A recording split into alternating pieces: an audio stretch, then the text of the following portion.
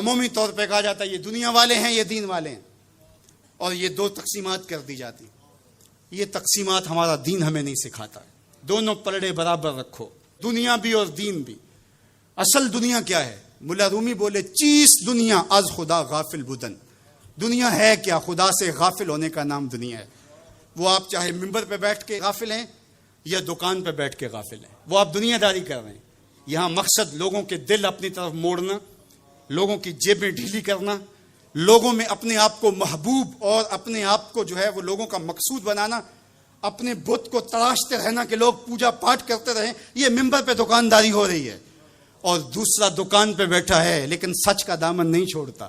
میرے حضور نے فرمایا سچا تاجر قیامت کے دن پیغمبروں کے ساتھ اٹھایا جائے گا.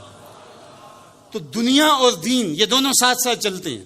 تو دین اور دنیا دو الگ الگ خانے نہیں ہیں. اسلام ترک دنیا سے روکتا ہے لیکن غرق دنیا سے بھی بچنے کی تلقین کرتا ہے. رہبانیت کا درس بھی نہیں دیتا. لا رہبانیت فی الاسلام. اسلام میں رہبانیت نام کی کوئی چیز نہیں ہے کہ تم گھر بار چھوڑ دو، تم بستی چھوڑ دو، تم کوہ غار کی زندگی اختیار کرو. اسلام کا یہ مزاج نہیں ہے. ابھی بات ہو رہی تھی، حضور نے مواخات قائم کیے مدینہ المنورہ میں، اور مواخات مدینہ یہ کائنات کا ایک انوکھا باب ہے. اور یہ ایک الگ مضمون اور عنوان ہے کہ دو افراد کو، ایک انصار لیا اور ایک مہاجر لیا، اور حضور نے ان کے درمیان مواخات قائم کر دی.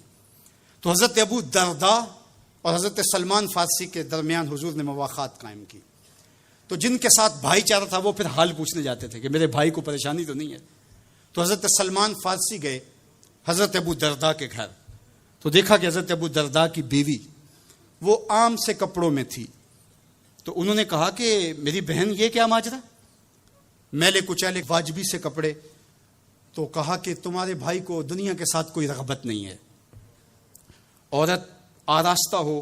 حضور نے عورت کی خوبیاں بیان کی کہ بہترین عورت وہ ہے جب اس کا شوہر دیکھے اس کو تو اس سے خوش کر دے. وہ اس کا لباس، اس کی حیت اور طرز زندگی ایسا ہو کہ مرد کے لیے مسرت، خوشی اور سرشاری کا ذریعہ ہو، تاکہ اس کی نظر یکسو رہے اور اس کے خیالات پراگندہ نہ ہوں، اس کی سوچوں میں آوارگی نہ آنے پائے.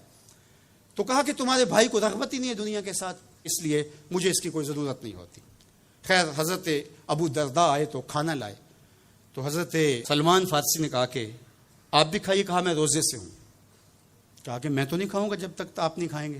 تو نفلی روزہ مہمان کے لیے توڑا جا سکتا ہے. تو انہوں نے روزہ افطار کر لیا، ساتھ بیٹھ کے کھانا کھایا. رات پڑی، سونے لگے. تو حضرت ابو درداء مصلی بچھا لیا. حضرت سلمان فارسی نے کہا کہ جناب آپ کو میرے ساتھ سونا پڑے گا. اللہ اکبر. یار وہ صوفی حضور کی تربیت کے پالے ہوئے تھے. آج تو پھر فتویٰ متوجہ ہو جاتا نا کہ اس نے مجھے نماز سے روکا ہے، یہ دارا اسلام سے خارج ہے. تو آپ نے کہا ٹھیک ہے، مہمان ہو، مہمان نوازی کا یہ بھی ایک ڈش ہے نا، چلو میں سو جاتا ہوں. سحری ہوئی تو سلمان فارسی اٹھے، ان کو اٹھایا، بیدار کیا. تہجد پڑھی دونوں نے. اور پھر حضرت سلمان فارسی نے کہا کہ تمہارا میں نے عمل دیکھا، تمہاری بیوی کے کپڑے میلے کچیلے تھے، تم نے روزہ رکھا ہوا تھا اور رات تم قیام کرتے ہو. تو کہا کہ تمہارے نفس کا بھی تمہارے اوپر حق ہے، تمہارے اہل خانہ کا بھی تمہارے اوپر حق ہے، اور تمہارے رب کا بھی تمہارے اوپر حق ہے، اور تمہارے مہمان کا بھی تمہارے اوپر حق ہے، اور ہر ذی حق کا حق تمہیں ادا کرنا ہوگا. اور یہ بات چھڑی اور پھر دونوں چلتے ہوئے حضور کے پاس آ گئے. خوشا وہ وقت کے فیض عام تھا ان کا، خوشا وہ وقت کے بطحا مقام تھا ان کا. کیسے وہ لمحے تھے، آج تو کوئی ملتا ہی نہیں ہے. درد ہو تو سنائیں کس کو، زخم ہو تو دکھائیں کس کو، دکھڑے ہوں کس کی دہلیز پہ رکھیں، کس کے کندھے پہ سر رکھ کے روئیں، کوئی رہا ہی نہیں ہے. تو وہ اٹھے اور حضور کے پاس آئے اور حضرت سلمان نے اپنی کہانی سنائی اور ابو درداء نے اپنی بات کہی. تو میرے حضور نے کیا کہا سنو. ارشاد فرمایا صدق سلمان، کہا میرے سلمان نے سچ کہا ہے. تو ہمارا دین ہمیں یہ کہتا ہے کہ تمہاری زندگیاں خوبصورت ہو، رب کا حق بھی ادا کرو. اور حضور نے ایک شخص کو دیکھا وہ سخت کمزور ہے. تو آقا کریم نے فرمایا کہ کیا ماجرا ہے، تم بہت کمزور ہو، تو نے کوئی دعا تو نہیں کی تھی رب سے؟ کہا جی حضور میں نے اللہ سے دعا کی تھی. کیا دعا مانگی؟ کہا میں نے اللہ سے کہا مالک جو بھی تکلیفیں ہیں، مصیبتیں ہیں، وہ آخرت کے حصے کی بھی دنیا پہ بھیج دے تاکہ یہیں فارغ ہو کے جاؤں، آخرت میری صاف ہو جائے. تو بڑے دکھڑے ہیں، بڑے غم ہیں، بڑی اذیتیں ہیں، بڑی بیماریاں ہیں جس نے مجھے کمزور کر دیا. تو بظاہر بڑی اچھی بھلی بات تھی. کہ سارے دکھڑے دنیا پہ لے لی، آخرت صاف کر لی. لیکن میرے حضور نے کیا ارشاد فرمایا؟